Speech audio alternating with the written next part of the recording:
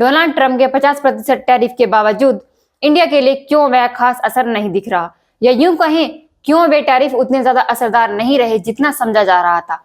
सबसे पहले ये समझना जरूरी है कि 50% टैरिफ दर उन भारतीय निर्यातकों पर लागू हुई जिन्हें अमेरिकी बाजार पर निर्भरता थी, जैसे बिजली, मशीनरी, रत्न, आभूषण, टेक्सटाइल आदि। कई विश्लेषकों ने चेतावनी दी कि इन टैरिफ से भारत के कुल आर्थिक विकास पर असर पड़ेगा, क्योंकि अमेरिका भारत का एक बड़ा निर्यात बाजार है। लेकिन 2025 की ताजा तिमाही रिपोर्ट्स दिखाती हैं कि भारत की अर्थव्यवस्था अभी भी मजबूती के साथ बढ़ रही है। घरेलू खपत, निर्माण क्रियाएं और अन्य क्षेत्रों में मांग बनी हुई है। इस वजह से टैरिफ का प्रभाव, जो केवल निर्यात आधारित सेक्टरों पर था, पूरी जीडीपी पर असर नहीं कर पाया। दूसरी बात, भारत की अर्थव्यवस्था काफी घरेलू केंद्रित है।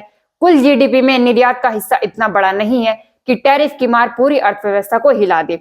इसलिए जब घरेलू खपत, निवेश, निर्माण, सेवा क्षेत्र आदि सुचारू रहे तो निर्यात पर संकट के बाद भी जीडीपी ग्रोथ कायम रही। तीसरी वजह यह है कि भारत सरकार और उद्योगों ने अपने रुख को थोड़ा बदल दिया। उन्होंने अपनी निर्यात रणनीतियां, वैकल्पिक बाजारों की तलाश तथा घरेलू उत्पादन उन्मुख नीतियों की ओर कदम बढ़ाए। इससे अमेरिकी टैरिफ की चोट कुछ कम हो सकी। हालांकि इसका मतलब ये नहीं कि टैरिफ का असर बिल्कुल नहीं हुआ। असली असर उन सेक्टरों पर हुआ जो विदेश निर्भर थे। लेकिन पूरे देश की अर्थव्यवस्था, जिनकी बुनियाद घरेलू मांग, निवेश और सेवा क्षेत्र पर है, उसने फिलहाल फलना फूलना जारी रखा।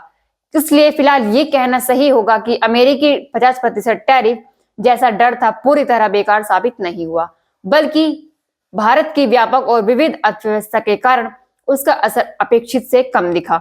इस खबर से जुड़ी सभी अपडेट आपको मिलती रहेगी। धन्यवाद।